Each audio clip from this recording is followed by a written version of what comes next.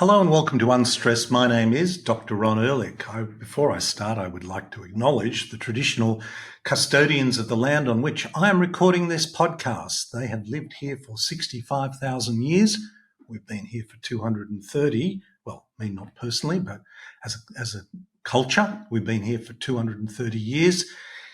If we make 65,000, that will be quite something, but it is a testament to their elders, past, present, and emerging, and I pay my respect to them. We have a great deal to learn about connection and respect for people and country.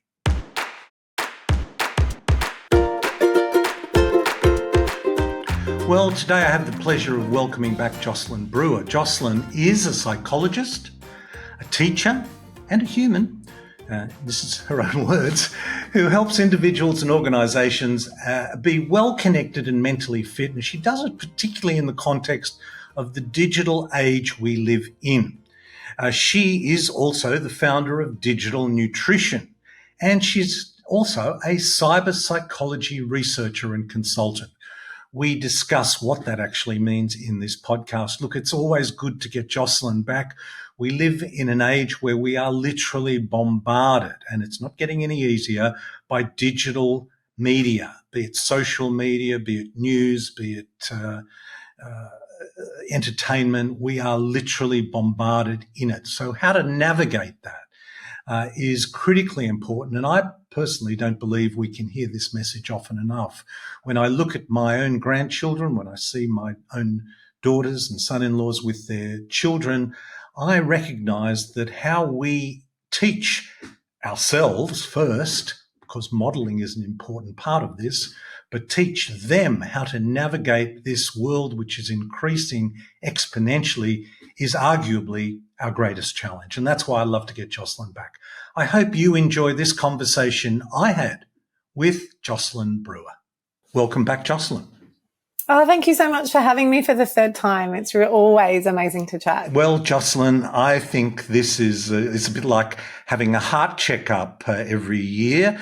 I think we need to touch base probably more often than once a year, given the pace of change. But for those listeners that haven't had the pleasure of listening to the last two episodes we did, just give us, I know you wear many hats. And we are going to be talking about some of those hats today. But one of the hats is you are a founder of Digital Nutrition. So just remind our listener what digital nutrition is. Yeah, sure.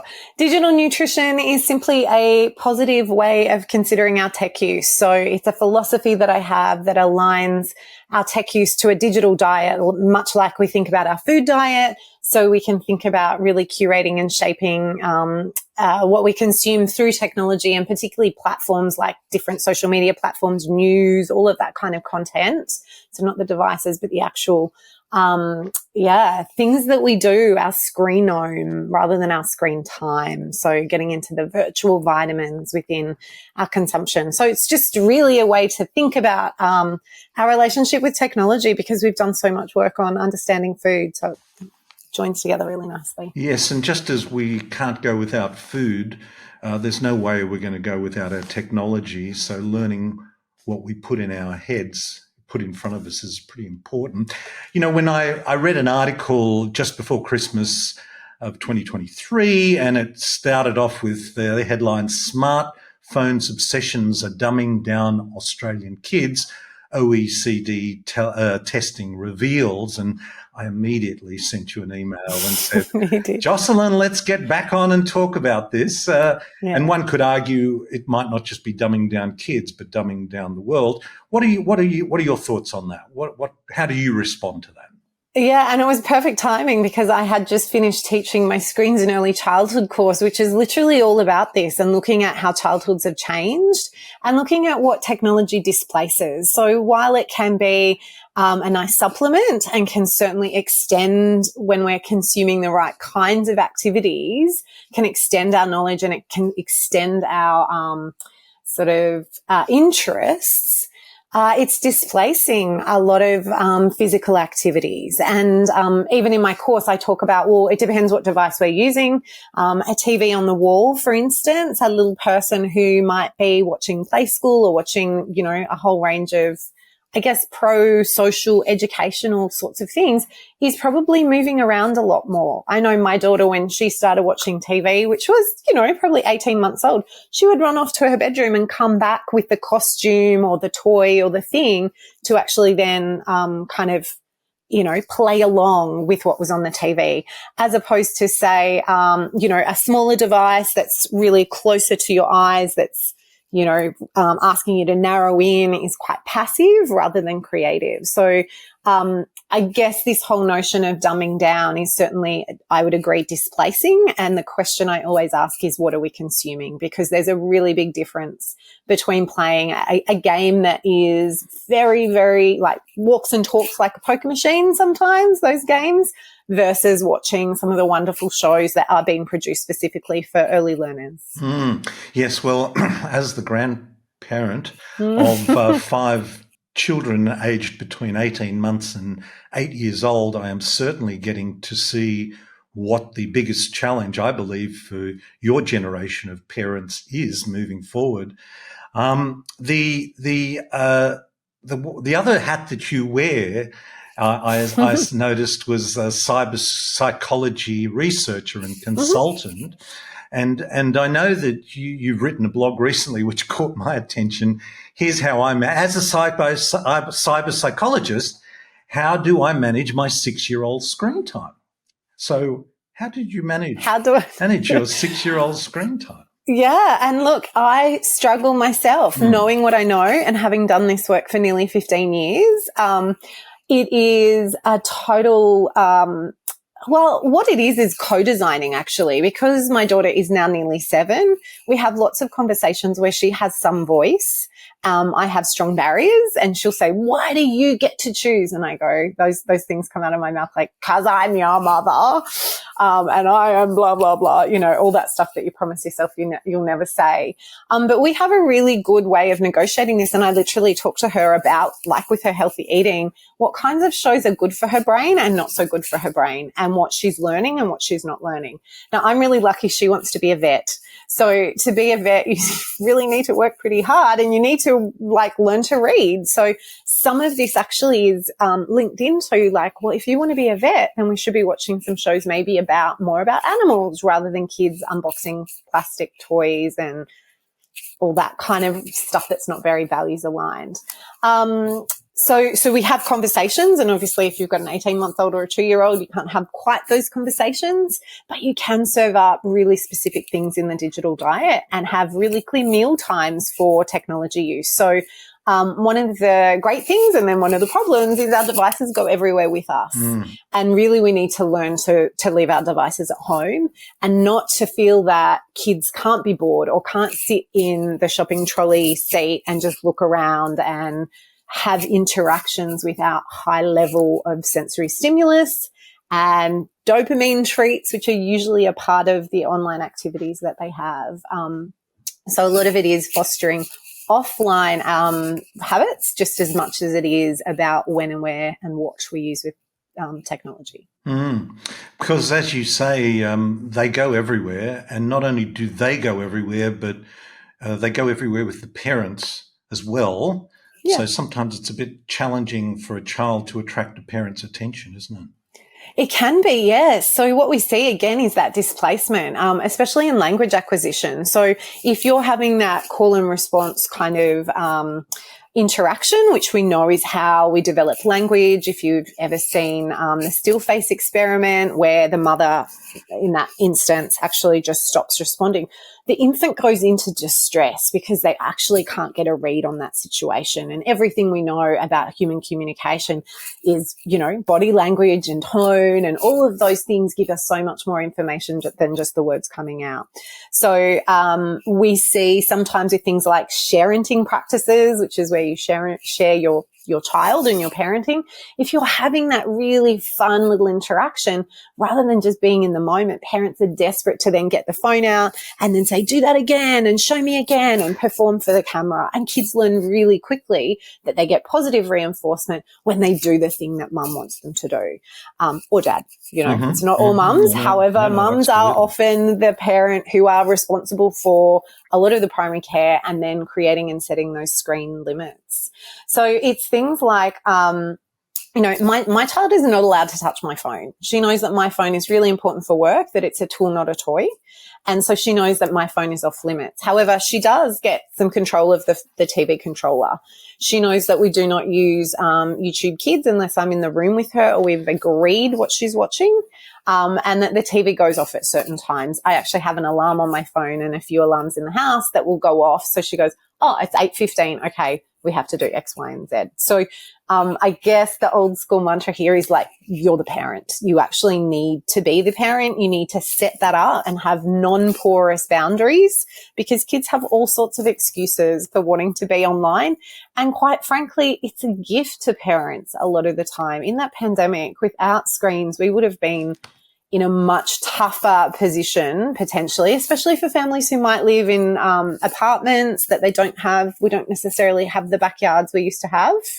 I know in my area, most of the backyards are now granny flats.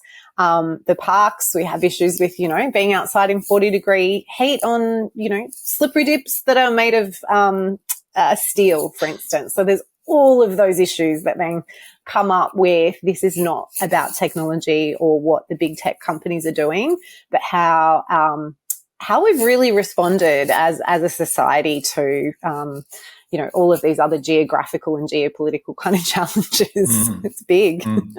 I mean, I think one of the scariest parts, and you mentioned YouTube with kids, and I mean, YouTube as an adult is a rabbit hole that is very difficult to pull yourself away from. And I've watched my grandchildren get literally sucked into the YouTube there. So we've kind of stopped laptops and computers for kids. They watch TV, but they do not go on a laptop. But the thing about it all in the digital world is the words business model. The business model trumps everything, and I use that word advisedly. It trumps everything. We're drawn into this attention, aren't we? It's addictive. Yeah. It is, look, because there's so much it's the hunting and gathering of the modern age, right? So you're constantly looking for more information, for me at the moment, more healthy hacks and healthy lunches and all of those sorts of things. Like, it's really so embedded in our world. And I guess, as one of my first jobs was as a high school teacher and a commerce teacher. So this idea of caveat emptor, let the buyer beware, let the consumer be consciously engaging with what they are actually stepping into. We think it's free, and financially it might only cost you the device and your, whatever your internet costs you, but actually we are paying with our attention. We pay attention and we pay with our attention, and that attention can only be spent once. Our time can only be spent once. And I feel like everyone comments on how the world feels like it's going faster and time is going faster. And I believe that's partly because we're trying to consume more and more and keep up with more and more. We're not just keeping up with our, village of 30 people. It's 300 or 3,000. And then all of the bits of information, which is really cognitively overloading us as well as adults and certainly as little ones. They're developing and wiring up brains just that are used to huge amounts of information relative to a generation ago. So that's having, cognitive impacts, which look like anything from brain fog to full on kind of burnout. And, I wouldn't necessarily say, mental breakdown, but for some people that nervous system breakdown, and working with the nervous system is a big way that we treat that. Polyvagal theory and a lot of that kind of stuff then kind of comes in. And my other hat as a therapist and, practicing registered psychologist is really, really valuable, because that is that treatment then that I use with families that come to me who are really, really suffering around the addictions, I guess, to technology. But it's cross-generational, isn't it? I mean, because, people could come in and talk about, oh, my kid is so addicted to the screen. What do I do about it? And I know you have 3 M's. And I just, as I was looking at those 3 M's, which I'm going to get you to share with our listener, it occurred to me there could be a 4th one as well. Good. We need a new one. Another one. Modeling. Yeah. Modeling was the one that I love it. Four M's. I love it. 4 M's. But give us the 3 M's, because this is, you don't have to, but give me the 3 M's, because this is something we should chant every morning as our mantra. Yes, I say apply before scrolling, right? Uh-huh. As you're picking up the phone, as you're logging on, you should be like switching on these kind of lenses. So they're mindful, meaningful, and moderate. So mindful, you're really present, you're engaged in what you need to do. You're not in that kind of automatic checked out zone. Mindful, meaningful is, does it actually align to your values? Is it something that is useful to you? Is it contributing positively? Now, look, there's space for a bit of junk food and a bit of celebrity gossip or whatever kind of fluff that you're into, but is that kind of central to your digital diet, or is it a treat that you give yourself? So that's things like, do I need to go and unfollow people? Do I need to go and realign to the values? Do I need to actually go and do a values clarification exercise to work out what I do care about? And then moderate. So moderate really, again, speaks to this idea that while we're not throwing, the baby out with the bathwater, we're not ignoring time online, but we are focusing on the quality of the content. We still only have 24 hours in the day, and we do need to moderate how we interact in online spaces, because the lack of often eye contact and remembering that there's a human present means that we sometimes behave in ways in online spaces that are not how we would behave if we were speaking to that person face to face.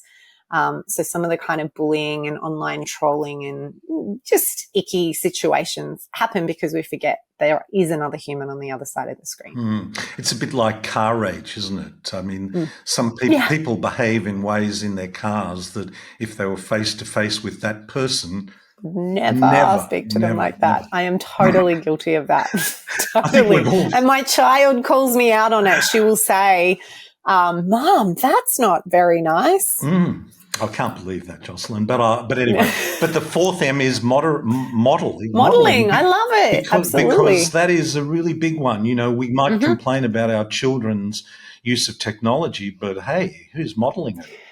Absolutely. And our phone use is kind of contagious. So you will notice that as soon as somebody in a group gets their phone out, it gives this implied permission then that other people can do it. And I used to watch this at my kids' dancing lesson. They were very clear, like no phones, because little people dancing and doing stuff sets up some risks there. But there'd always be a random grandparent who maybe hadn't looked at the sign or was just so in the moment of capturing their kid, they'd get their phone out. And sure enough, like dominoes, everybody else would get their phone out and they'd be filming kids in this situation where, it was a very clear request not to. And I had to be that parent who was like, you need to put your phone away. But that is really fascinating too, because we have this kind of guilty sort of sense of we shouldn't, but we are compelled to because of that. I guess we want to capture a lot of things often, and we forget again. I just think that makes us not so mindful as being really present to just encoding into our memories that moment.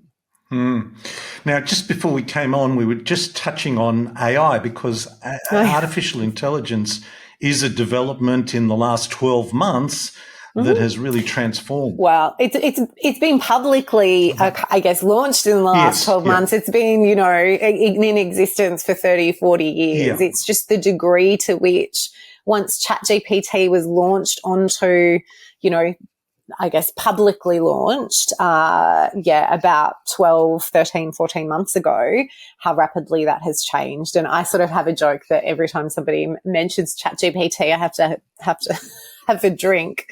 So we're starting a bit early today by talking about ChatGPT before midday.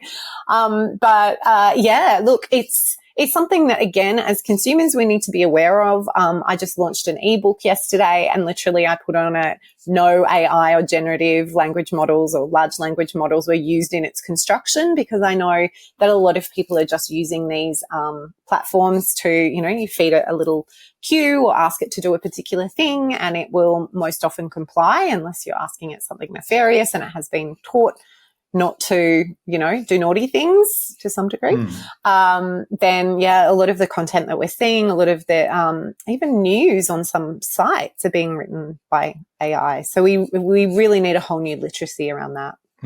Boy, now there is a challenge. I mean, that is letting the genie out of the bottle there. And absolutely. It's now ranked as one of the top 10 existential threats. So, what is likely to end humanity in the next 100 years? AI is definitely on that list, according to Katrina Wallace. Yes. And of course, it has incredible potential. Everybody could end up with their own highly qualified research assistant in life, and that would be wonderful. The only problem is it could, if it got into the wrong hands, and given what goes on in the world sometimes, that's entirely possible. It could wreak havoc. It could really wreak havoc. And also, we were just talking also about the AI dilemma. So we looked at that Tristan Harris and Asa Raskin's Centre for Humane Technology, and they did the social network. But they also did the AI network recently and talked about its impact on Snapchat. Share that story, because it's pretty scary. Yeah, look, and there are lots of scary stories out there, and I guess our news is generated from the scary stories, not the they lived happily ever after, and millions of teenagers across Australia use technology today in a really healthy way. Yes. But I guess in these situations, we do need to be conscious of when things go awry, and to some degree, like AI is really just programmed by humans. So we need to kind of ensure that the humans who are programming this are diverse and are included, that there's lots of different perspectives and genders and neurodivergent, different ways of thinking about things included there. So I guess in the AI dilemma, which is, I guess the next version of the social dilemma that was put out on Netflix a couple of years ago, is really looking at the fact that my AI, which runs through Snapchat, is part of ChatGPT and sets up kind of like a chatbot. So for lots of young people who maybe are quite lonely, who maybe live in, regional areas, who are up at 2:00 in the morning wanting to chat to somebody, in this particular example, a young person who was about to turn 13 was talking to the chatbot about her excitement about her birthday and about meeting her boyfriend. Who then happened to be 18, and they were looking at, getting into some adult sort of activities. And really that chatbot didn't recognize the age difference, didn't recognize the nuances in what this young person was saying, and was really congratulatory and positive about her thinking about losing her virginity to a much older person. So it was quite confronting, and I guess on purpose, because parents often will only respond when the proverbial has hit the fan, because they didn't know and they weren't aware, rather than proactively thinking, oh, my kid could be getting into all sorts of situations. I think this week we've had data be released that says a huge number of interactions in online spaces are predatory and looking to, really hurt young people psychologically, but sometimes physically as well. So the predatory nature of some of those kind of messages that parents need to be aware, like the number of kids playing Roblox. Now, Roblox isn't a game. It's probably the closest we have to a metaverse. So you go in and there's it's kind of like an arcade. You go in and you can play lots of different games in Roblox. And it's a 13 plus kind of space, from my understanding. And there's lots of different games in different places. And if parents don't know how to do stuff in those spaces, if they're kind of like, oh, well, my kid will figure it out, I think that's kind of dangerous. We don't have to be perfect at those games, but it's kind of the equivalent of putting a kid behind a Ferrari and saying, well, I know a bit about how to put my seatbelt on, but I don't really know how to drive this thing, but let's go see what happens. It's, we have to have a lot more due diligence around it, is my high recommendation to parents. But yeah, the AI thing is just a whole nother level. Yeah, because of the different applications and the different ways it's being used for chatbots, for generating images, for deep faking. Again, we've seen kids sort of have this, what we'd call sextortion. So sextortion is basically when you threaten to, try and get money out of somebody, and by saying that you have rude photos of them or nude photos of them. And in these cases, sometimes it's just deep fake. So they've, photoshopped, but in a much better kind of version, somebody's head onto, or into a sex scene or things like that. So really, really scary for most humans, the threat of that kind of imagery being released. So you mentioned that you're working with your colleague Kelly in the United States, preparing something for the election, because there are such incredible challenges. And I actually read in the newspaper this morning that there's already been some fake bots with using Joe Biden's voice. So tell me what can you do about it? I mean, what can you do? Oh, yeah, breathe deeply and not read the news is one. But obviously we want to stay informed, and what we need is really good journalism. We need like systems, and we need to, revalue journalism rather than getting bots to write the stories. Actually, look at and invest in some of these kind of news outlets, which are, part of which is to have labeling that says this was written by AI, this was generated by whatever. And there, I guess, are lots of political watch kind of organisations that do that kind of work and point that out. So we need to consider funding those a lot more, as well as, I guess, some of the restrictions on how we, there's different conversations about roles of governments of regulating it. We're really looking at, with things like AI, how do we have responsible use policies and ethical design models? So Australia's e-safety office has had for several years safety by design framework, which should apply to AI as much as any other tools, which is, building safety at the core of all of these platforms rather than a supplement or something that we tack on at the end, or parental controls we put on because we go, oh, well, we never thought that an 8-year-old would want to do, this thing that was designed for adults. So really building in better design principles and then legislating for that, which is incredibly difficult on a global level. Regulating AI globally is impossible. Yes. But kind of comes back down to, I think, not personal responsibility, because that is really inequitable and very hard to achieve, but educational processes that actually engage people in civics and citizenship with that digital lens over the top. Gosh, Jocelyn, when I hear you talk about, getting regulations in place globally, I have to take a deep breath there. Yeah. And when I hear you talk about we need responsible journalism, I'd have to take another deep breath. And when I hear you use the word news outlets, I have actually stopped using the word news outlet. I call them, they're media outlets. They're not news outlets. I think it comes back to something which someone, Alan Savory, actually, who said, if we're expecting the change to happen, the change has to come from the ground up, because it ain't going to come from the top. I mean, I just cannot see regulations keeping up with the corporate push on government to not do that. So I know that you talk about hacking back against digital distraction, and you talk about internal strategies and external strategies. Can we just touch on some of those? What about some internal strategies for dealing with the digital distractions we are all bombarded with? Yeah. So this one, again, sort of like I was saying before, is really about our values alignment. What do we want to have come into our psyches? What do we want to know more about, less about? And this is not about ignorance is bliss, and I don't want to know about, impacts of colonization, which, again, in the week of Invasion Day, we could, look at some of the information that kind of comes out around those sorts of things. But it's really about saying, well, I can control what I consume. I can control how much time I spend. I can control whether I follow someone or not.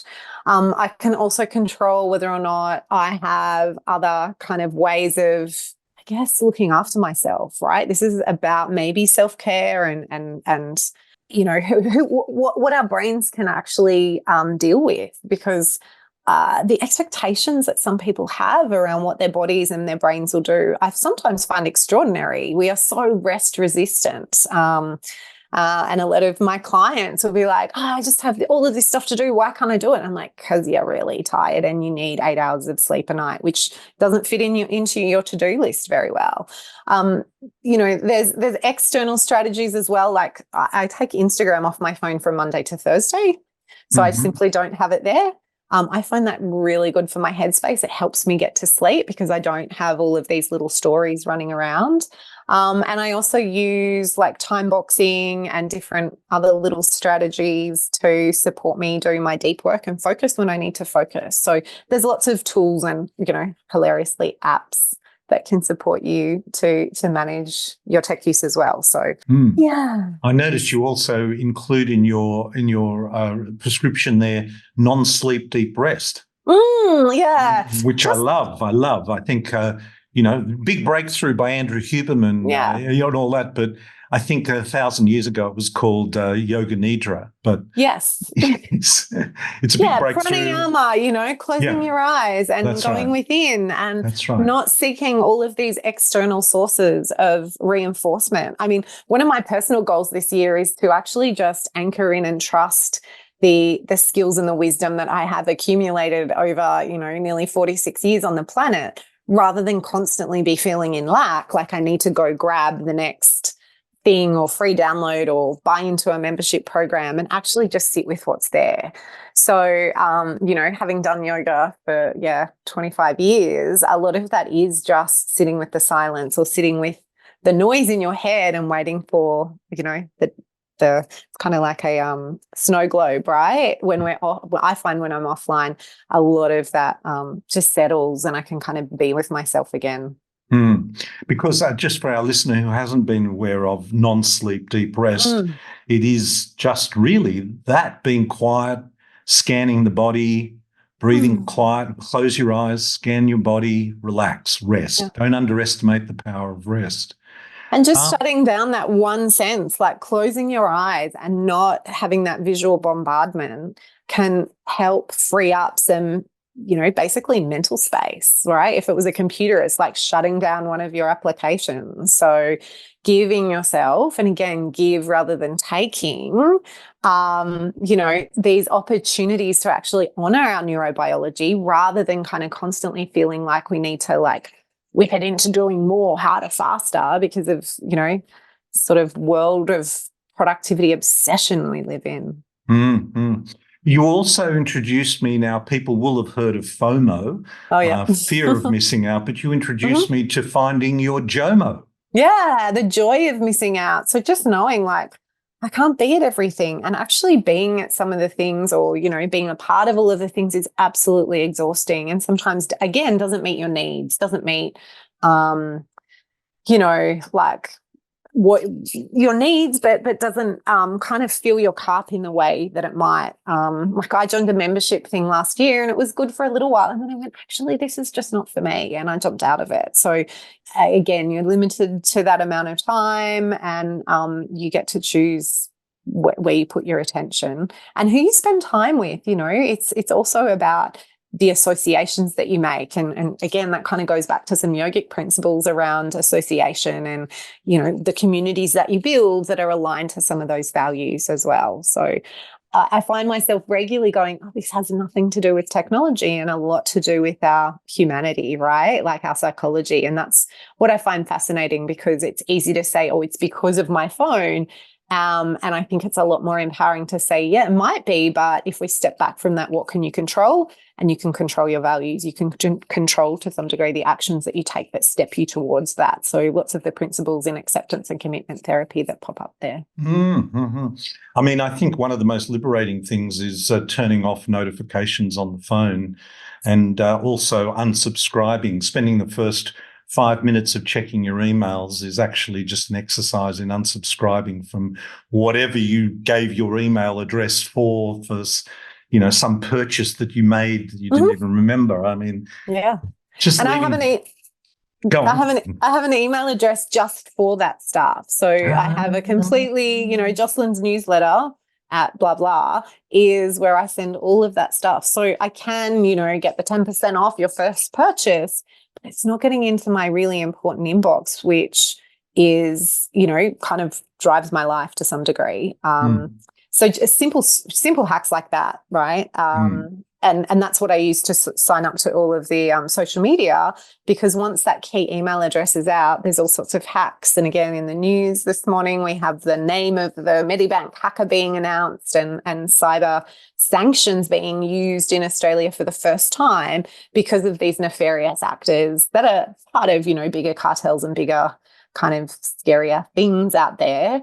And, simple things like having a password manager, having 16 a character, really complex passwords. If you don't have that by now, that's the one thing that I would recommend that you invest money in, is to make sure you have a password manager, because once somebody's, you've used the same cat and dog combination probably across hundreds of platforms by this point. Once they get into one, they get enough information, they get into the next, they get more information, and suddenly they know your mother's maiden name, all of your pets' names, every street you've ever lived in, and they can steal your identity. So simple things like that. I'm currently in the process of explaining and showing my mother how to use one. You can explain it to me too. I mean, what's a password manager that I should? You've said things there that I just thought, oh my God, yes, I'm getting offline. I'm going to do this straight away. Yes, I'm also buying a block of land at Wiseman's Ferry and never ever speaking to anyone. Yes, I've been thinking of that too, so don't worry. I'm one step. We'll go halvesies in that, Ron. Okay, we'll have a timeshare tiny house in the middle of nowhere. But look, a password manager is literally a kind of vault which will store all of the logins and the passwords, unique passwords for all of the places that you put your footprint across the internet. So I've been using one probably for about 5 years. There's several on the market. I won't name a particular one. Do your own due diligence with that. But in effect, you remember one very high-level password that you make up yourself, and that you put that in, that then unlocks your vault, and then the vault stores all of the login sites, the login details, and then your password. So I have my credit cards stored there. At last count, I had about 412 different sites across the internet that had different unique passwords. It will also go on and tell you when your password has been compromised and where you need to upgrade that password. So there's a site called You've Been Pawned, where you can basically put your details in and it will tell you on what sites you have been hacked and what sites you then need to go back in, log in and get, improve your password. Is that all one word, You've Been Pawned? Yeah, I can send you the link, PAWND. I think they might be tricky and spell it PWNED or something like that. I'll send you the link. You can pop it in the show notes. But that's something to, go and have a look at. And one of the password managers actually own that site and run that site. So right, because I remember years ago using. I've feigned ignorance completely. I'm not as ignorant as that. I started using LastPass a while back, but I got a bit slack with it. So. Don't get slack with it. It's really easy because everything then just gets, every time you set something up, you can probably set it up so it tries to pull, it notices where there's a password line and it will say, hey, use LastPass. Okay. It is a little bit tricky when you first start using them to wrap your head around them, partly because they need to be watertight. They can't be something that's just so easy to do. Yeah.